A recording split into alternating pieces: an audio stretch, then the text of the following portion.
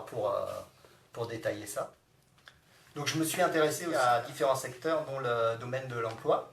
Donc dans le domaine de l'emploi, il y a beaucoup de pubs actuellement, on entend ça assez souvent parce qu'il y a une compétition entre Career Builder, Monster, Indeed. Et dans ce secteur-là, en fait, ce qui était intéressant, je voulais savoir si le web, ça avait été une innovation radicale qui partait de rien. Donc du coup, j'ai remonté le temps, les siècles. Et là-dessus, il y a un innovateur sans pareil, moi je trouve, à regarder de près. C'est Théophraste Renaudot, qui est connu comme prix littéraire. Il va créer un journal qui est sur 2 colonnes, exprès, un journal d'annonces. À l'époque, on ne fait pas des journaux comme Le Monde, etc., sur 2 colonnes, tout est écrit de façon littéraire. Il préface ça avec des news, ce qu'il appelle des extraordinaires. Il y a plein d'intermédiaires qui vont colporter ces annonces-là. Ça finit par des affiches de publicité. Le bureau, l'accès, il est gratuit pour les pauvres. Il y a des systèmes de forfait, de paiement pour publier des annonces. Il fait aussi des prélèvements sur la transaction. Donc il y a tout un business model qui est mis en place. Et cette même personne, donc ça vaut vraiment le coup de s'arrêter sur lui, il va créer le premier livre d'automédication. Il va créer aussi des prêts sur gage, donc dans le domaine financier. Puis la Gazette qui, elle, va durer jusqu'à 1914, quelque chose comme ça, donc qui est le premier journal de France. Voilà, donc c'est quelqu'un de très très innovant et ça vaut le coup de se replonger là-dessus. On retrouve les mêmes mécaniques d'intermédiation qu'on a actuellement sur des monsters. Et c'est un peu l'histoire du livre en fait, c'est que souvent ces innovations en rupture, elles se répètent. Et par exemple pour Orange, il y a d'autres domaines, mais dans la finance, ça, les modes de paiement, c'est fabuleux aussi là-dessus. Les modes de paiement, ça commence, il y a des parchemins en 250 avant Jésus-Christ en Égypte où il y a des paiements qui se font à distance. Et c'est toute une histoire comme ça où ça recommence et où se réinvente et où on augmente l'accessibilité du mode de paiement, souvent le taxant moins qu'au préalable. Moi, je trouve une caractéristique qu'ils ont tous, c'est qu'ils rebondissent d'un secteur à l'autre. Et il y en a même qui me disent que quand ils deviennent experts, ils perdent en créativité. Et par contre, ils s'intéressent à plein de choses. Donc, son attitude optimiste, persévérant. Après, ce sont des gens parfois surdoués, c'est ce que je dis, et ils sont visionnaires aussi. Ça, c'est un des autres points. Leur formation, là, elle est très variée. Il y a des gens informatique, droit, business school, mathématiques, médecine. Donc, je dirais qu'il n'y a pas de formation type, au contraire.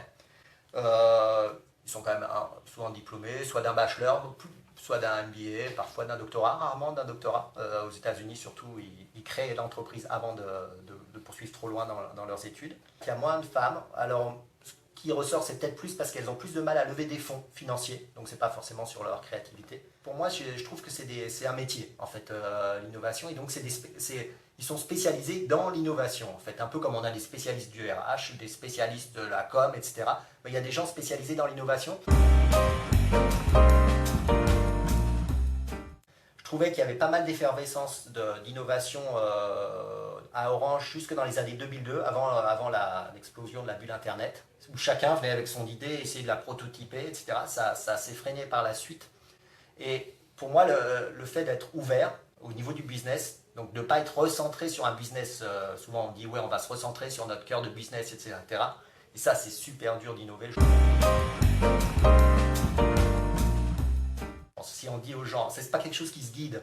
On ne peut pas dire aux gens, même un spécialiste, vous allez innover. Enfin, on voudrait, mais c'est à mon avis très difficile. Vous allez innover dans le cœur de réseau sur la 5e génération des mobiles. Alors l'ouverture par exemple sur la finance, sur la banque, ça c'est une bonne opportunité parce que je vois d'où on est. Nous on est spécialistes des modèles d'audience, des portails, des contenus, en gros des chaînes à la Yahoo, etc., un peu des suites de messagerie, etc.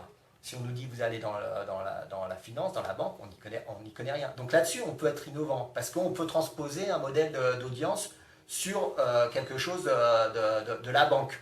Il faut que les gens ils aient du temps libre ou prennent du temps libre.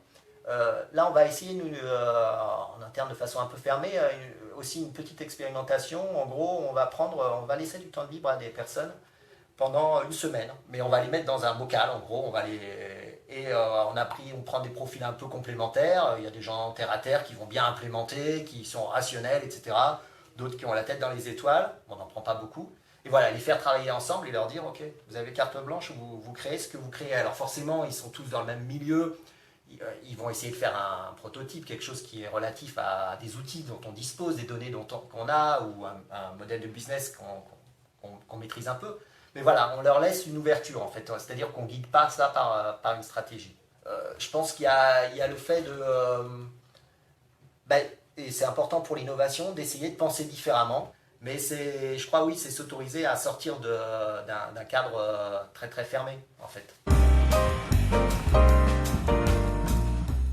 Parce que je pense à IBM, à Microsoft et à Orange, il y a quelquefois des initiatives où on a carte blanche.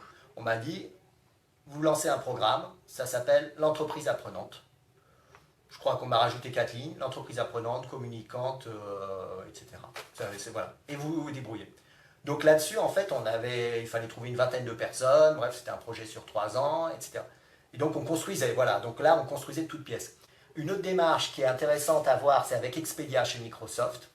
C'est l'accès, je pense, au président. En gros, l'idée, c'est de sauter toutes les strates intermédiaires. On a eu ça dans le passé aussi. Je me souviens quand il y avait le président Michel Bon, il passait des fois, il y avait des projets qui lui étaient présentés, les bons projets rationnels, avec un bon ROI, tout ça, il passait parce que c'était le meilleur sur le papier. Et des fois, lui, il avait un coup de cœur, truc qui lui plaisait, qui n'était pas... Voilà, c'est l'intuition. Ça, je pense que ça fonctionne aussi. C'est-à-dire se laisser une part d'intuition au niveau du management.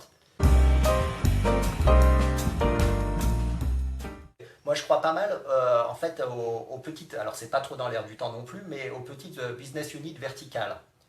Et alors, je sais que c'est pas facile en fait à gérer pour la consolidation des budgets, mais c'est une dynamique qui peut fonctionner aussi, parce que du coup, ça permet d'isoler un business et sans des ambitions énormes, et donc d'avancer dans cette structure-là. En gros, on sort d'une partie de la grande structure.